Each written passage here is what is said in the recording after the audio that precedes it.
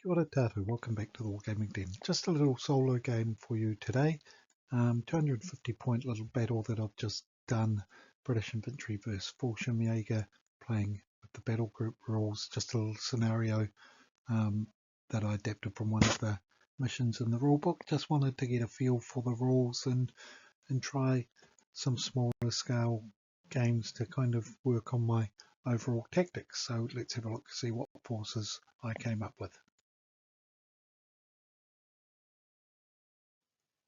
First up, we've got a 250 point British force based around a platoon of Shermans. These are new Shermans that have painted up for the war in Italy, based on the New Zealand division's Shermans in 1943. And supporting them, there's a Humber armoured car, got a Ford HQ, just a single infantry section, and a mortar. So battle rating of 14.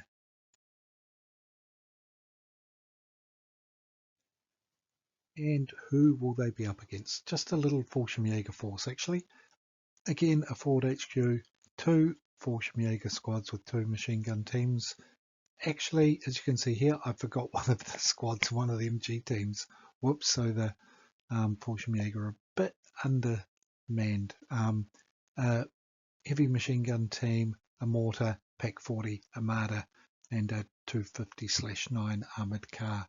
So again, just a mix of units just to work on some of my tactics.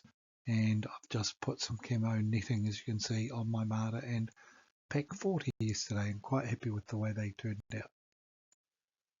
And as I mentioned in my last battle, there's a few aspects of Battlegroup that I'm not overly impressed by. One of them is the cross-referencing of tables to figure out the scores needed to hit, and converting numbers and letters and rah just doesn't interest me at all. So I've given tanks a base armor value number of 13, and I've given anti-tank guns a base armor penetration, which roll 2 dice, add your guns armor penetration to it, and that gives you your total, trying to beat the tank's armor based off the same tables, but no charts needed. And I've also changed to just 3 basic range bands: short, medium and long ranges, and also a very long range for those bigger guns as per the rules. But I just didn't see the point in having fiddly 10-inch bands, far too many of them for my needs. So basically +1 to your firepower test at short range, -1 at long range, -2 at very long range. Again, no charts needed, and it just simplifies the game a wee bit. So happy with that. And finally, I just rewrote the observation table. I find just a list very annoying. I prefer, though I'm not a fan of tables, a table like this is much easier for me to read than just that list of different classifications. So yeah, just a few little tweaks to the rules. No one's going to come and take the rule book off me or my miniatures, but just wanted this little game to just try out this new way of doing aim to fire, see if it works or not. Okay, so here's the table. There's a crossroads that the Germans are defending. British are taking from this way.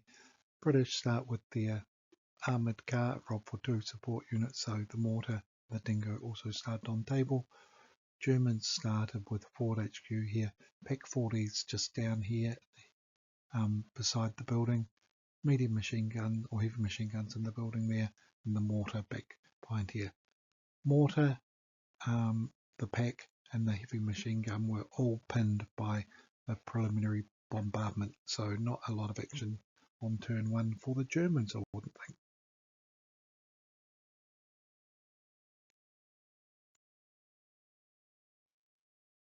Not a lot of action in turn 1. Dingo advanced to be in a better position to spot the Humber armor car advanced along the tree line here, and the German units at the end of the turn rallied off most of the pin markers.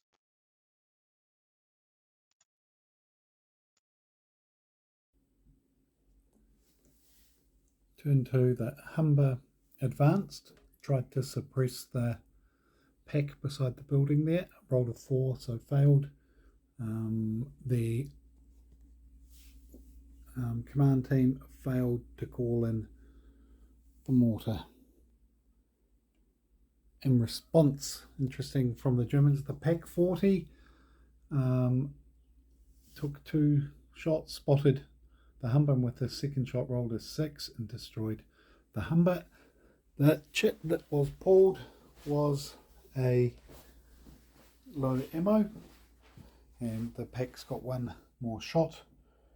And then the mortars, the command team called in a mortar strike that hit here and a direct hit on the Dingo scout car, which was then pinned.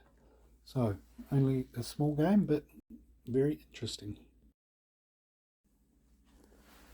Turn 3, British Sherman turned up, advanced into the field there. The Dingo unpinned and took a 4 for its dice. Artillery couldn't fire because no one to spot for it.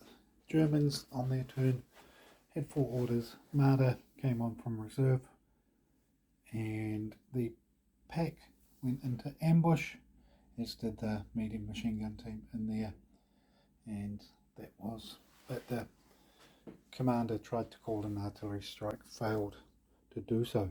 So on to turn 4. Low orders on turn 4. New Sherman advanced, the other one just advanced a wee bit. Dingo failed to call in the artillery. Germans only got 2 orders, so the Marder advanced as far as it could, and the supply truck which came on along with the armoured car. So on to turn 5. Right, the British turn, infantry advanced, Sherman moved forward, mortars ranged in,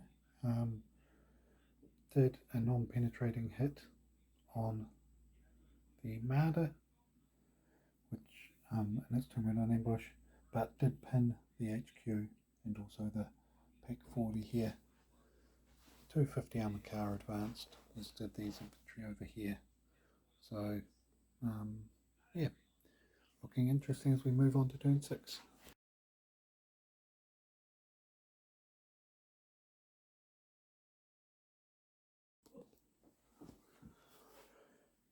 British mortar rounds ranged in just behind the building, pinned the truck, the pack, the infantry that were already pinned, and the infantry over there. At the end of the German turn, they rolled 4, got rid of the pins.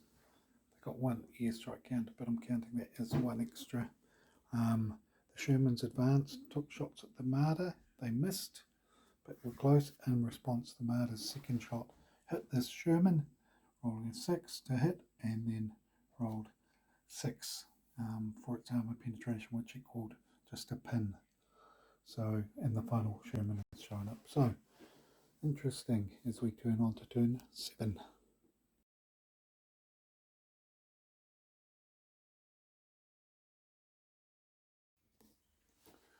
Right, an interesting turn. The Shermans started, the British started with an artillery strike that pinned the Marder. Didn't hit anything else. Then the Shermans opened fire and on the Pack 40, 1 hit and killed a crew member, and then the infantry here advanced into the wood line and they opened up on the Pack 40 and actually destroyed it, and the Germans took another chit, so they're up to 10. And in response, the German artillery tried to range in on the infantry against the tree line, but the shot drifted and actually pinned the HMG crew by mistake. So a bit of a foobar there from the Germans. So they've lost a pack. The Marder's out of ammo. Supply truck is there to resupply it, but looks like it is swinging towards the British at this stage.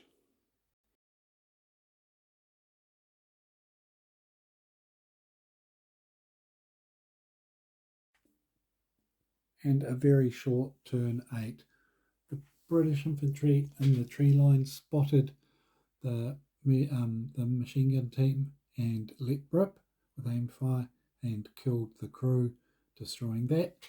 Put the Germans onto 13, and then the Sherman fired, hit the Marder, equaled its armour, and then the Marder failed a morale check, and that broke the Germans. So in the end, a comprehensive victory to the British, but that was a lot of fun. Just a little battle, just 250 points aside on a small table, just to get the feel of the game and practice some tactics, and I really enjoyed that. I think I'm going to play a few more small solo skirmish games.